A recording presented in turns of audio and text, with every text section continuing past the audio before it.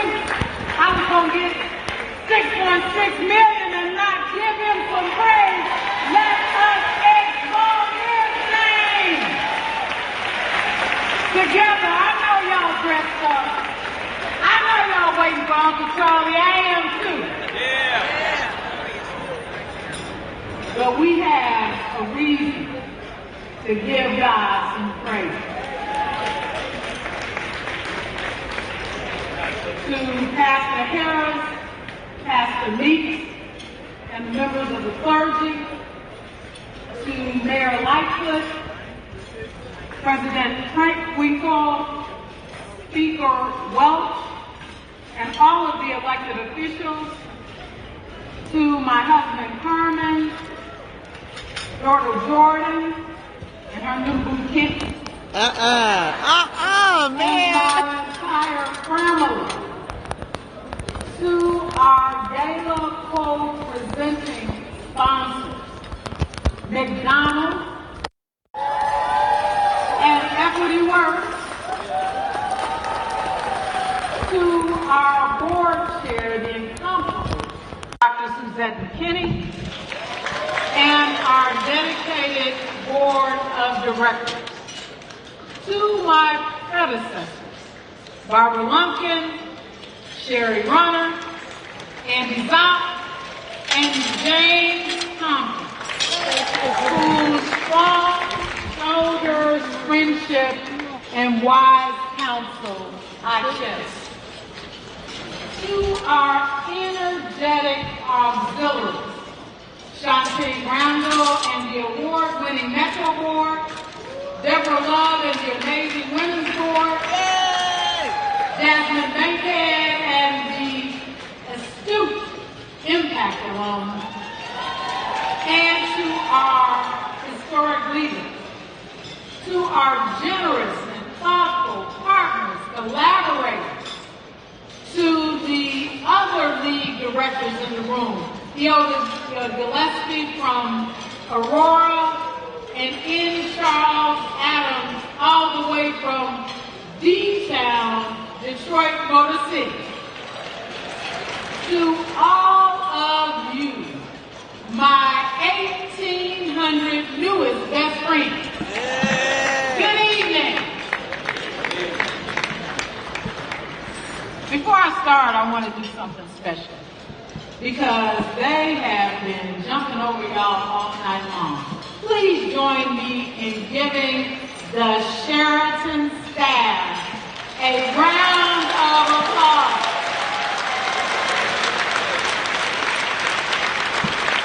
Thank you all for what you have done tonight.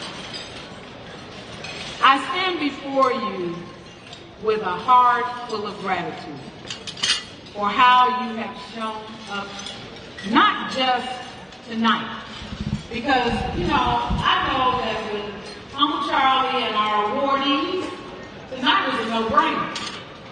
But how you show up for the Chicago Urban League day in and day out, and your partnership has made the difference for us. Your collective willingness to be co-conspirators for good as we work to address the plagues that confront our community is a light in what sometimes seems like a lot of darkness. You epitomize this year's theme by acknowledging that the fight for equity continues, and you are definitely in league with us. As with any special night, there are some special thank yous in order. Our work could not be successful without support from our many partners, including the sponsors, the presenting sponsors of tonight's gala. Now, you've seen all of our sponsors in the screens. Tonight we celebrate and appreciate you. But I want to take some time, and you've heard from them already, to call out McDonald's and Equity Works. McDonald's, as represented by Reggie Miller tonight, has been a leader in this community and in promoting equity, diversion, and inclusion from without and within. We are honored to count you as a sponsor, and I just want to give my friend Ashley Nelson a special shout out for leading the way from behind the scenes. You've already heard from Equity Works, as represented by Loop Capital, Landmark, Johnson Controls, and Ulico, and as represented by my friends Bob Dunn and Jim Reynolds here tonight. And I just want to thank them for the transformational work that they are doing with the Chicago Urban League, the Business Leadership Council, the Illinois Hispanic Chamber of Commerce, and others to change the way that we think about development. Thank you for driving the point that just because it starts downtown, it does not have to end there and only be felt here. I want to give a special shout out to our board of directors. Thank you, Suzette, for challenging us to rethink and evaluate the way that we not only think about the gala, but the way that we do business at the League. I look forward to continuing this journey with you at the helm. And I want to thank you for being a catalyst on our board of directors. I also want to thank our former board chair, Eric Smith, for everything that he did to get me here and make my transition from Gary smooth. I will tell you, he thought he made it out last year by not showing up. But Eric, we want to just celebrate you today for everything that you did as the board chair of the Chicago Urban League. Give it up for Eric, please. And then finally, I want you to know that I work with an amazing team. Calvetta Coleman, my boss, and the EA team. And Jessica Harris, my soror. I know it's some Belgians in the house. And the development team. And the entire staff of the Chicago Urban League. All of you, each and every one of you rock. Over 106 years ago, the Chicago Urban League was established as a part of the effort to get new migrants to the North 7. In this regard, it was a companion to the settlement house movement that was active in this entire metropolitan area and many others. One of the settlement houses in my hometown of Gary was called Stewart House. I often talk to my colleagues at CUL about what it means to be good stewards. It goes without saying, when you are blessed with $6.6 million, you think about stewardship even more. We have Ms. Mackenzie Scott to think about, to thank for helping us to think about it. Please give her a hand. But how many of you know that stewardship is not just about money? It is about taking the time to care about the people, the issues, and the challenges that require our attention the most. In the video that played earlier, we demonstrated some examples of our stewardship in Chicago. You have heard from some of our clients throughout this area in their own words, which means a lot. We're making a difference for students in middle school and high school by exposing them to careers in science, technology, engineering, and math.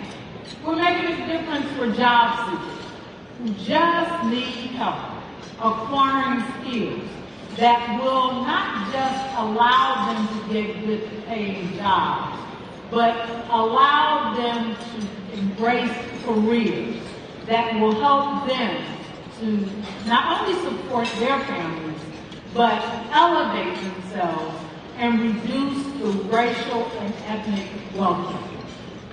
And we're making a difference for small businesses like Kiana Barber of WDB Marketing, who recently completed our Next One program along with Jimmy and Tiffany, who are here tonight.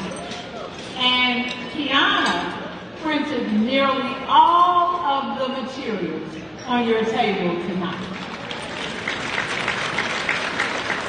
But our mission for racial equity and social justice also requires the stewardship of all of you. And if you're committed to getting in league with us, and I know that you are, that requires you all to be good stewards. Now, we know that that means different things to different people. For the bankers in the room, it means turning the tables on rules and regulations that contribute to structural racism.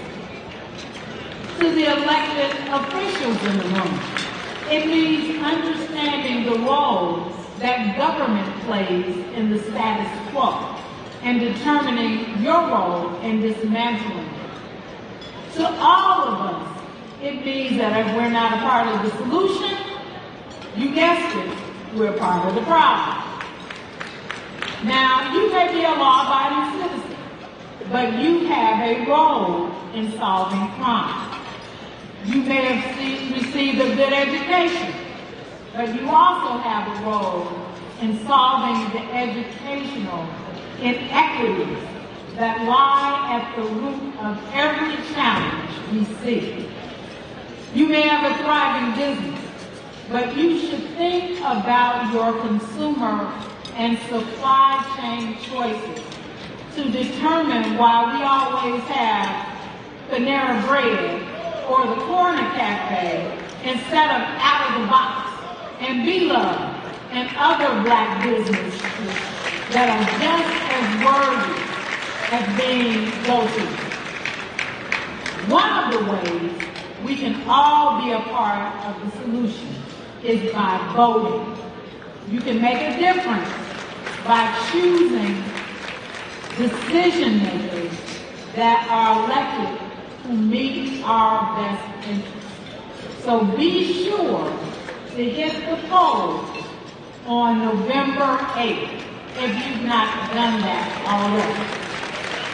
Now, speaking of voting, on December 7th, we will be celebrating state and national history as we honor public servants, including our House Speaker, Chris Welch, who's with us tonight.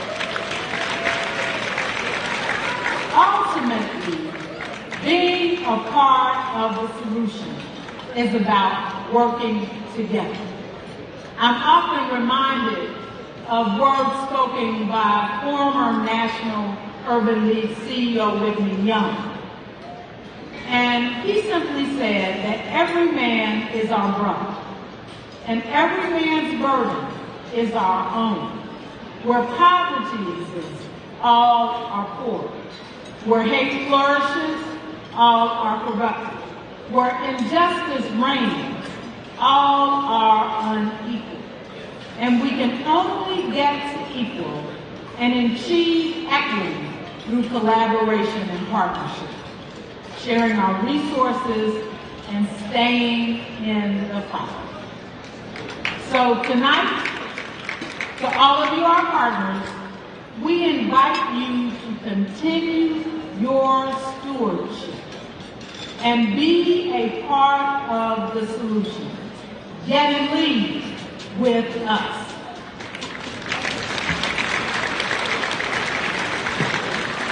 At this time, I want to invite our immediate past chair, Smith, to the stage, along with our current board chair, Dr. Suzette McKinney, as we present our first award of the evening, the Lester H. McKeever Jr. Individual Services. This award is named after one of our life directors, who is as active as our current board members. In fact, he was so active that a slight injury prevented him from being here tonight. It recognizes a leader who has demonstrated a strong commitment to improving life for Blacks and other underserved communities, and who has lived a life of purpose and service. Earlier this year, Eric and I were talking and agreed that tonight's recipient of this award, Helene Gale, has led a life of purpose and impact. Whether the issue is AIDS, global hunger, COVID, or racial justice, she has been at the forefront, not just here in Chicago, but nationally on these issues. Her greatest legacy to this community is her leadership of the Chicago Community Trust and her ability to lead them to make the reduction of the racial and ethnic wealth gap a strategic priority for the next 10 years. We were all heartbroken and elated at the same time when she left Chicago for Spelman College. But I know that the Spelman students and the Spelman alum are grateful for her legacy and leadership. On a personal note, I want to thank Helene for the wisdom she has imparted to me during the time I have been at the League. You have been a true friend. Please join me in celebrating Dr. Helene Gale, President of Spelman College.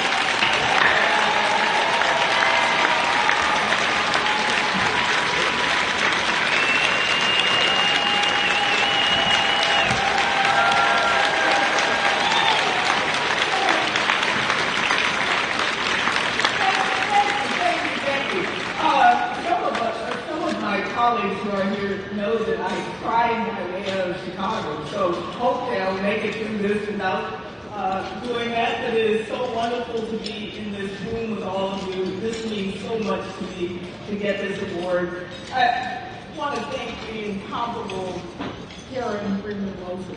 She is amazing. And Eric Smith and I, when he was the board chair, spent a lot of time talking about what did it mean to get the right leader for this organization, and we are so pleased that we were able to attract you. It means so much to Chicago and beyond. So I want to just thank all of you, including my dear friend Suzette McKinney, another public health colleague who is now sharing the board. I also want to thank the host, Damon Williams, because if I don't thank Damon Williams, there's more to come afterwards. So thank you, Damon Williams. Please don't say anything about me afterwards. I also want to acknowledge all the public officials who have already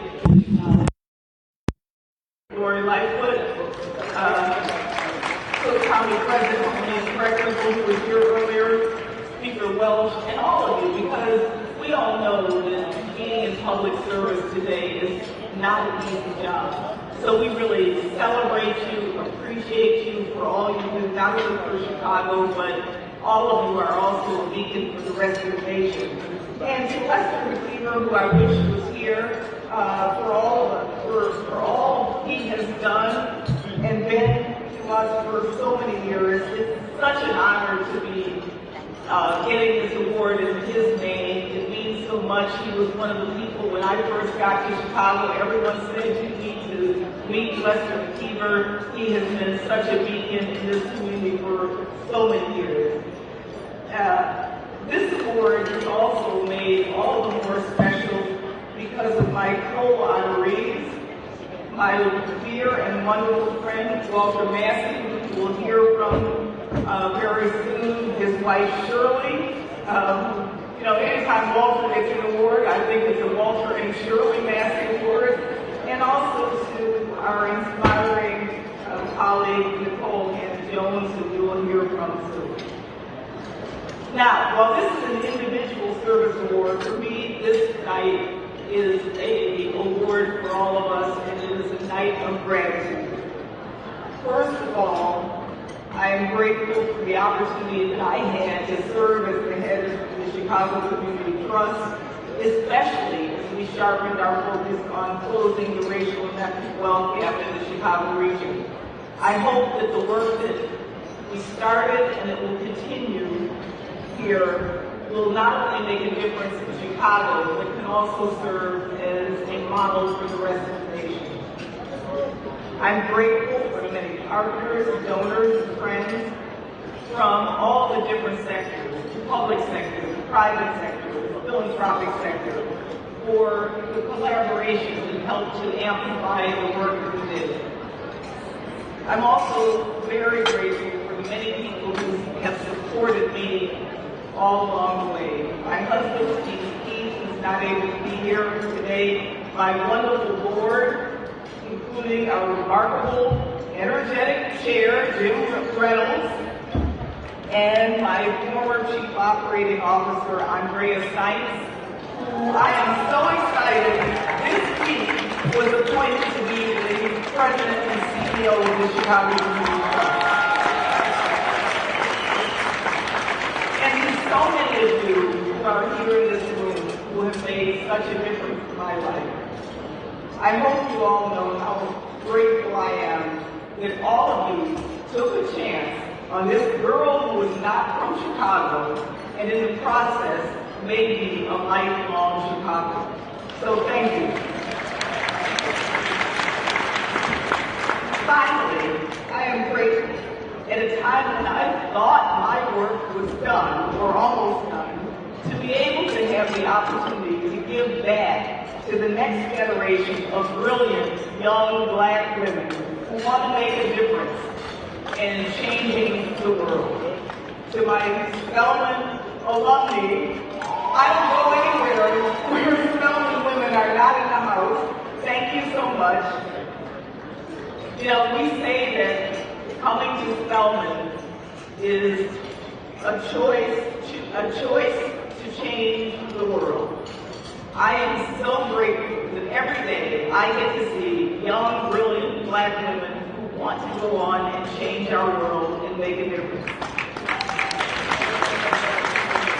So I am just grateful to continue to have the opportunity to do my part towards making our world one that closes the inequities, focuses on social justice, and hopefully leaves this world a better place for our children, our grandchildren, and the subsequent generations. So thank you so much. I am so pleased to be honored in this way.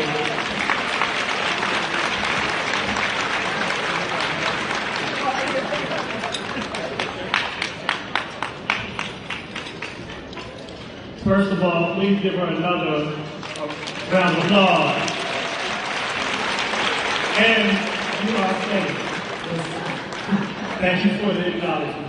Congratulations to Dr. Gill. Our next award First of all, please, congratulations to Dr. Gibbs. Our next award is the Chicago Urban League's Humanitarian Award, and Madam President, you on it. Thank you, sir.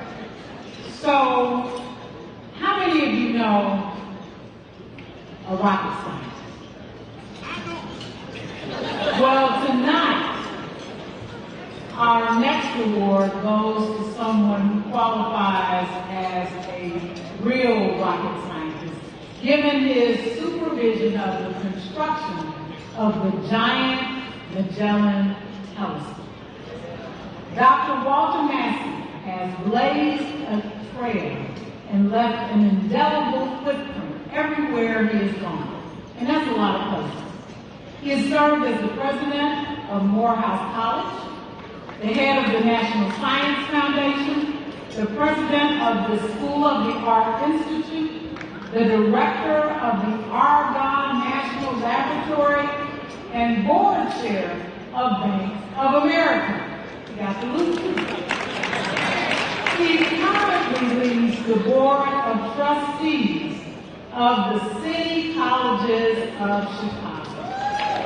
Dr. Massey is yet another shining example of Black excellence. The 2022 Humanitarian Award recipient is Dr. Walter Eugene Massey.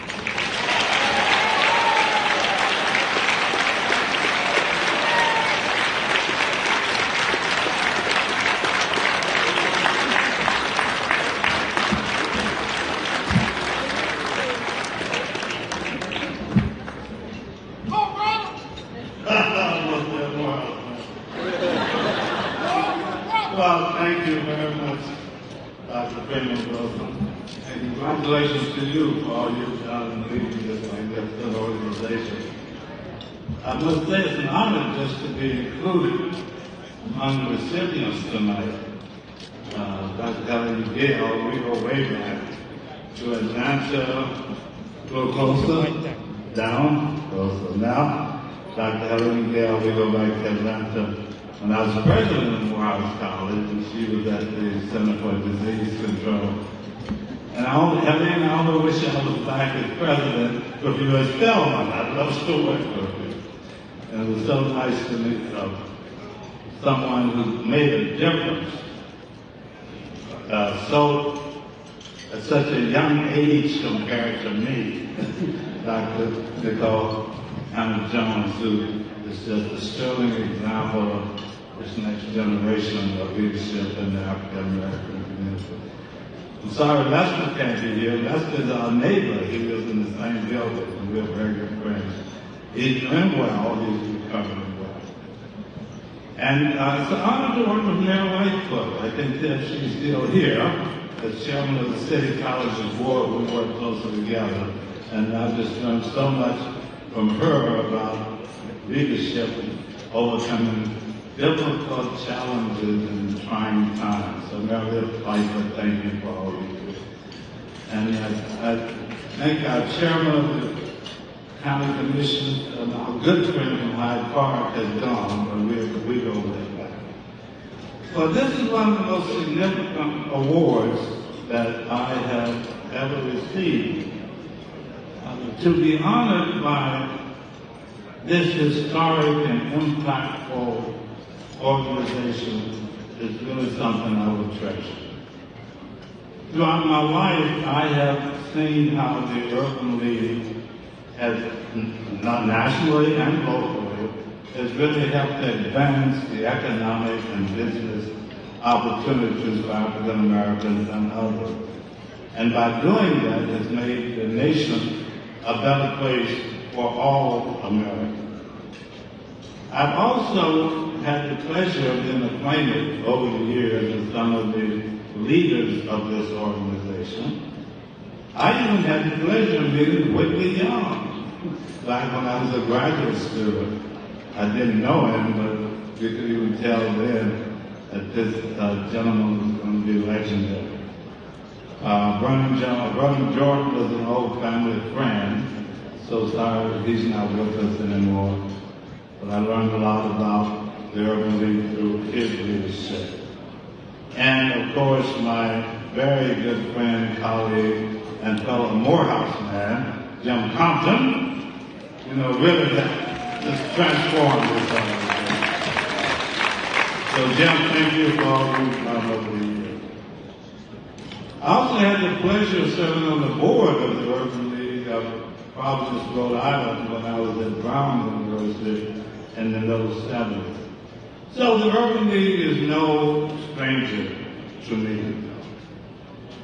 But perhaps now more than ever, this organization is really needed.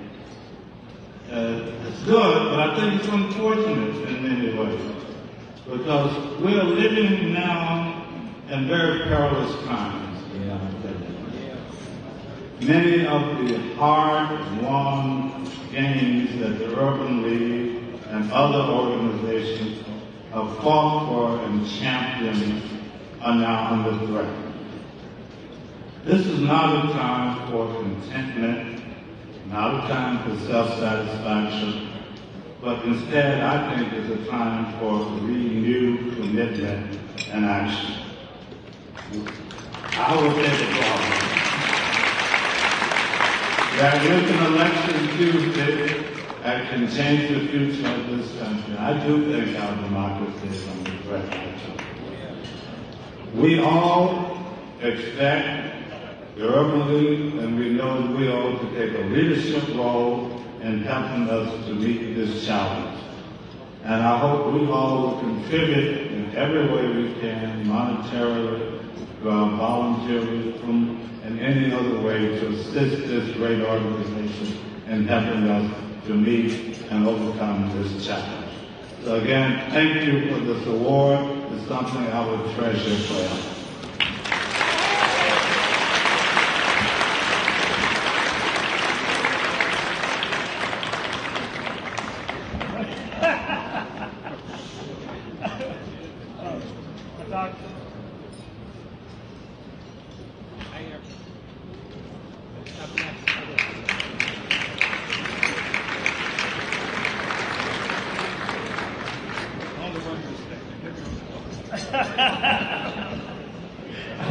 I can tell you in good shape, but that trophy heavy as hell. Look, I'm standing there holding on like, come on, Doc. Dr. Massey, please, congratulate us.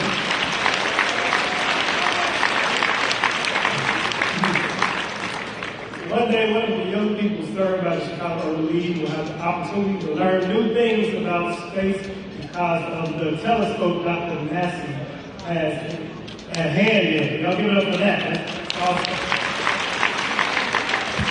Now, tonight's final award, this again is about fellowship, but it's also a time to remember and honor those whose pioneering vision and spirit helped shape the organization. We do this by paying tribute to those who continue in that spirit. To that end, the Edwin C. Bilberry Award is the League's highest honor, which means it's going to be even heavier because the first one, anyway. Named from a renowned civic leader who was the Chicago Urban League's president from 1956 until 1969, and worked to build close relationships between the organization and prominent civil rights leaders. It recognizes individuals who advance the cause of social justice. Dr. Karen? So, thank you, Dana. Thank you for continuing to be nice to me. Earlier, you heard our mayors and my friend, Lori Lightfoot, speak fiercely. And this morning, after hearing our Bilberry Award recipient speak, I have decided, and you know, my family knows that I fought well into elementary school, like middle school. I was always fighting somebody. So, and I spent a lot of time in the principal's office because of it. That's why I'm reformed. But just in case I fall off, I have decided that I'm going to take the mayor and our next award recipient with me to any fight. because they will have me covered. Nicole Hannah James is an award-winning investigative reporter who covers civil rights and racial injustice for the New York Times Magazine. We know her for her groundbreaking 1916 project. She set off a firestorm with these words: "Our democracy's founding ideals were false when they were real. Black Americans have fought to make them true." Her words were and are true. They also inspired this year's gala theme: "The fight for equity continues." She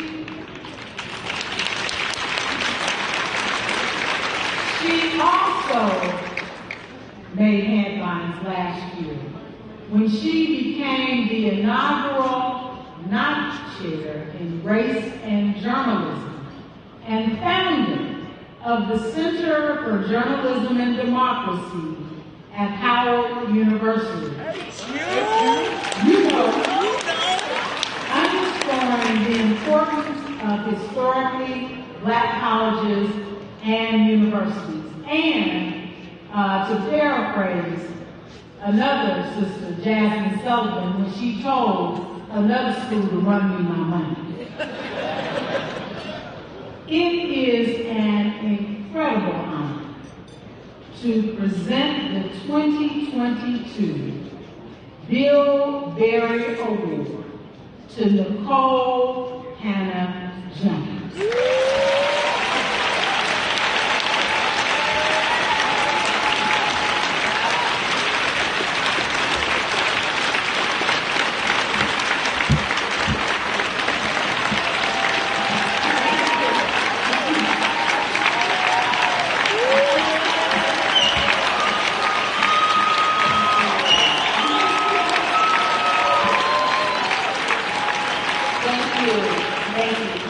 Thank you so much, Dr. Freeman Wilson and the Chicago Urban League. I'm truly humbled by this honor. It's such an honor to be receiving this award tonight named after Edwin Bill Berry, who is such an important figure in the Urban League and also for our ever-long struggle for racial justice in this country. And to do it with such amazing trailblazers, I've gotten to sit by Dr. Massey all evening, and his commentary has just had me rolling. So it's been amazing. And of course, Dr. Gail, who I had the honor to meet some years ago when she hosted me here in Chicago. You know, I love this great city. I grew up just 4 hours from here in a little town called Waterloo, Iowa. Somebody from Waterloo? I want to tell you all that there are Black people everywhere. We might all be related, but there's a few of us everywhere. And I'm a child of the Great Migration, the same migration that brought many of you and your family from Mississippi on the Illinois Central Rail Line is the same migration that brought my family from Mississippi to Iowa. People who've heard me talk before know this is an old joke, but I always say, but for my family being so country and getting off the train one stop too early when we thought we could hit the big city, I would have been in Chicago. So I say all that to say that Chicago always feels like home. My good friend Natalie Moore always tells me she could get her apartment here. She thinks it's home so much. I'm an adopted daughter of the city. The city has just always shown me so much love, and this is just another sign of that, and the love is reciprocal. I love the city. The city has been such a great supporter of my work on the 1619 Project. This was the first city in the nation to adopt the 1619 Project as curriculum under Janice Jackson.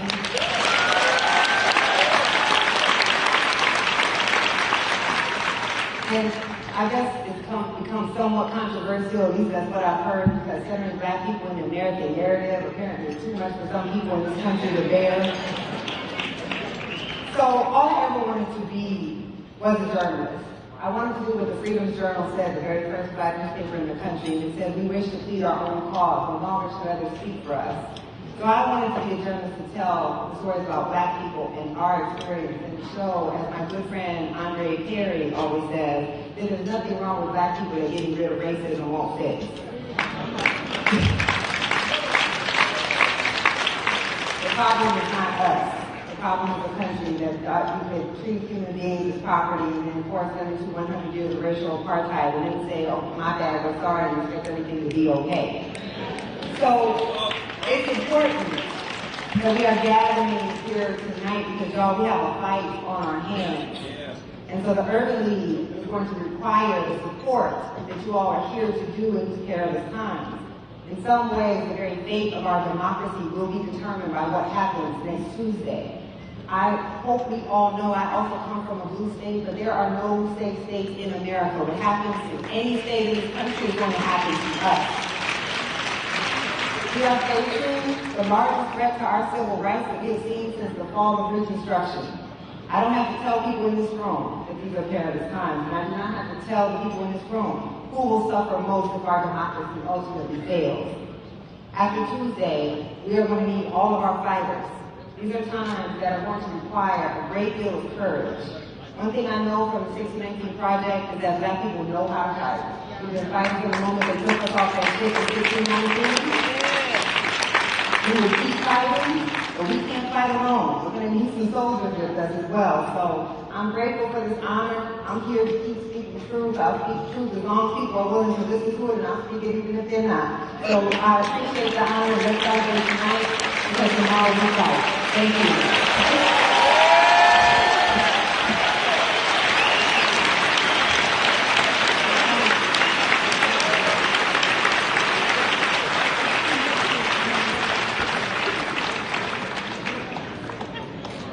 Wait, she says she's strong. Let me help you.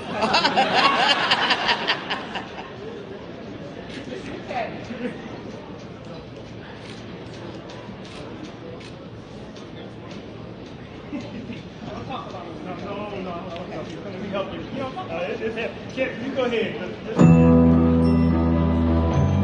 When we think about the work that we do and have done for 106 years, it's really helping people to achieve their best selves and achieve their goals so that they can contribute to community and ultimately reduce the racial wealth gap.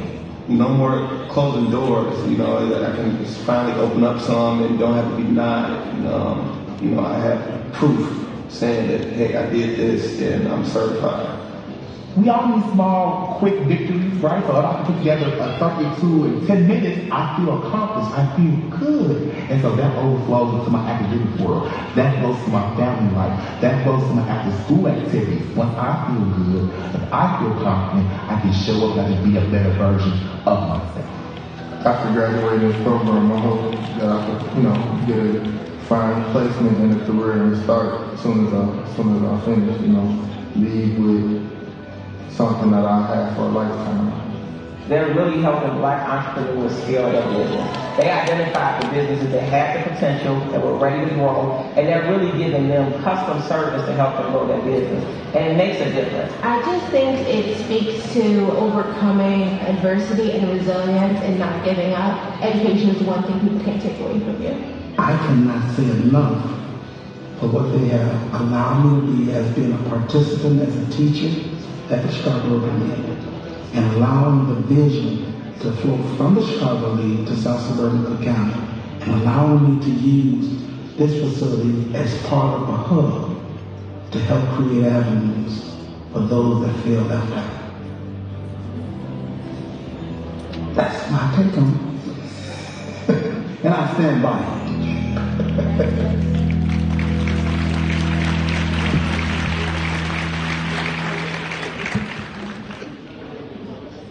All right.